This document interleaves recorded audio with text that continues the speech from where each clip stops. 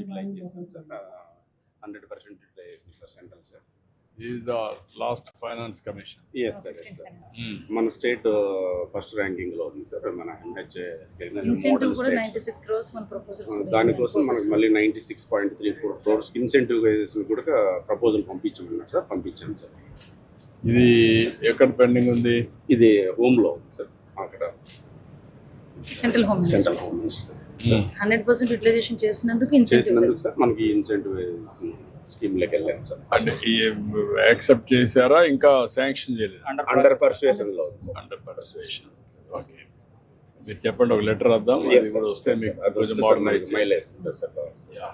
ఇప్పటి వరకు సార్ అప్పుడు మీరు 2018 ఇనాగరేట్ చేసిన తర్వాత ఇప్పుడు మళ్ళీ ఫస్ట్ టైం సార్ మీరే చేస్తున్నారు సార్. ఇంతవరకు మాకు మధ్యలో ఎక్కడ ఎక్విప్మెంట్ లేదు సార్.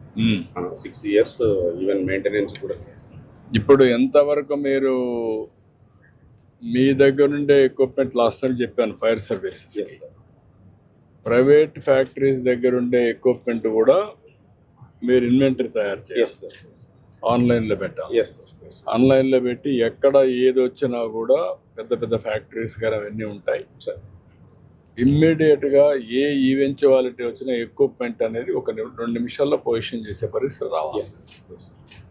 అదే మరిగా మీకు ఇక్కడ కొన్ని డిజాస్టర్ మేనేజ్మెంట్లో చాలా కొన్నాం, కొన్ని అవన్నీ జిల్లాల్లో పెట్టాం.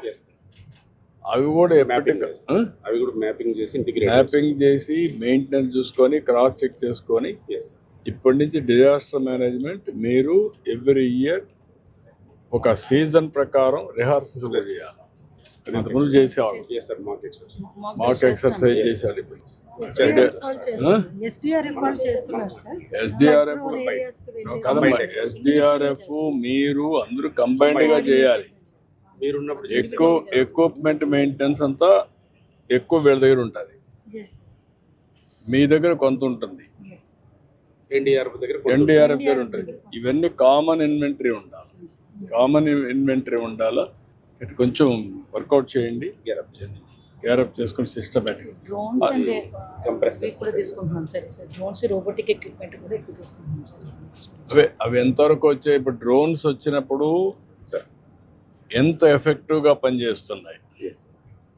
ఫైర్ వచ్చినప్పుడు డ్రోన్ ఎక్కడికైనా రీచ్ అవుతుంది. ఇప్పుడు ఎంతవరకు దాన్ని ఉపయోగించగలుగుతున్నారు సార్? మనం డ్రోన్ సబ్మిట్ అయిన తర్వాత సార్ ఒకటి మనం రామకృష్ణ వెనిజులాలో ప్రయోగం చేసాం సార్. 16th floor వరకు మనకు ఫైర్ ఫైటింగ్ ఎక్విప్మెంట్ క్యారీ చేసింది సార్. అవుట్ సైడ్ వరకు వెళ్ళగలుగుతుంది సార్.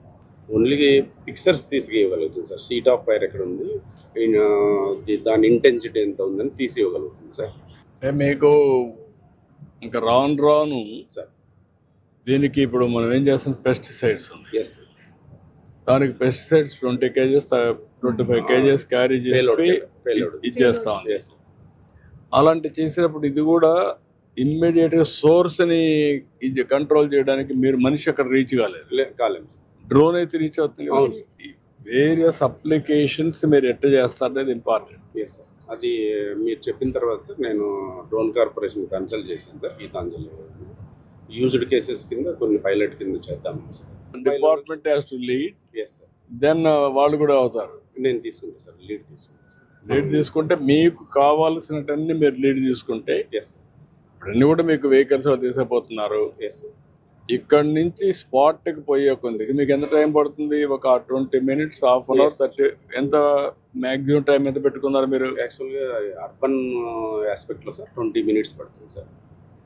రూరల్ అయితే హాఫ్ అన్ అవర్ అట్లా పడుతుంది sir. Due to road condition, distance factor. Half an అవర్లో పోగలుగుతున్నారా? వెళ్తున్నాం. ఇది మామూలుగా ఇప్పుడు ఫైర్మెన్కు ఇంతవరకు ఈ బిఏ సెట్లు ఉపయోగించి లోపలికి స్మోక్ రూమ్లోకి వెళ్ళే అవకాశం లేదు సార్. ఇప్పుడు మనం ప్రొక్యూర్ చేస్తాం సార్. ప్రతి మెన్కు ఈ బిఏ సెట్ వేర్ చేసి పంపిస్తాం సార్.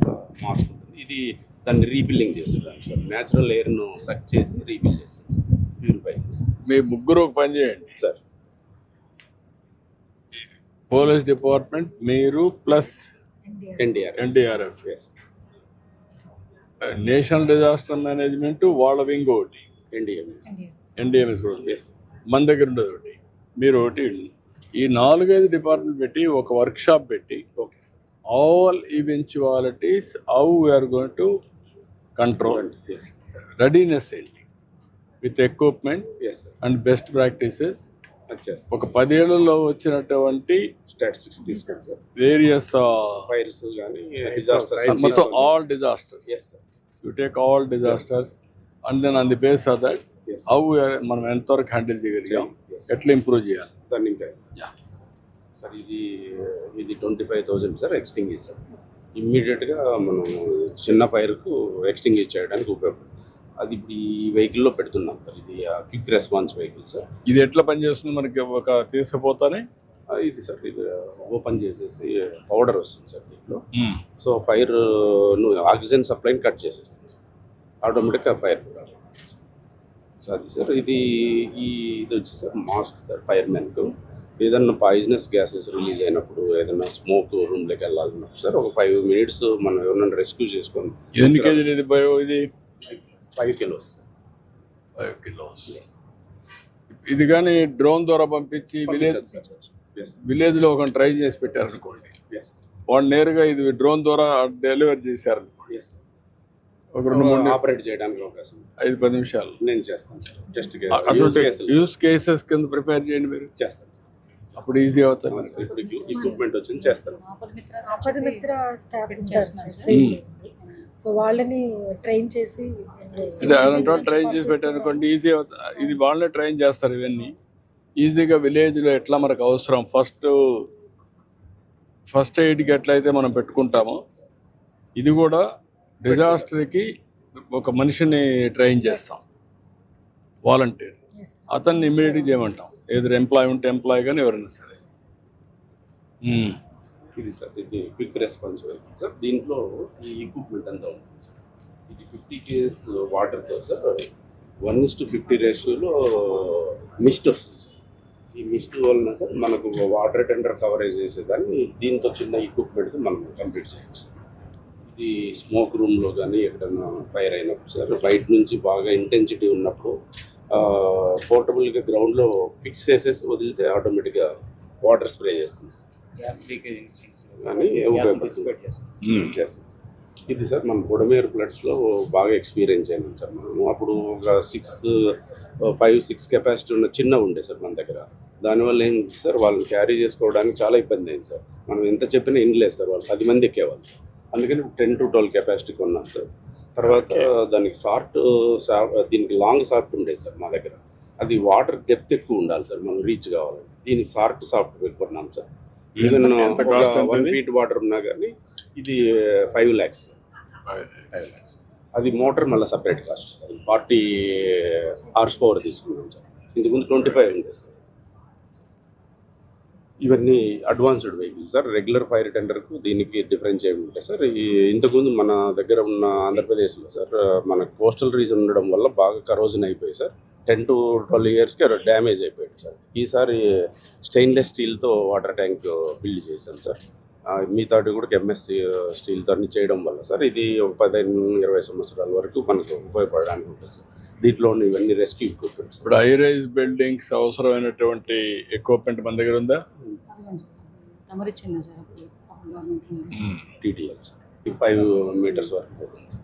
వైజాగ్లో 90 వైజాగ్లో 90 meters meters. వరకు అక్కడ 90 meters. Yes, sir.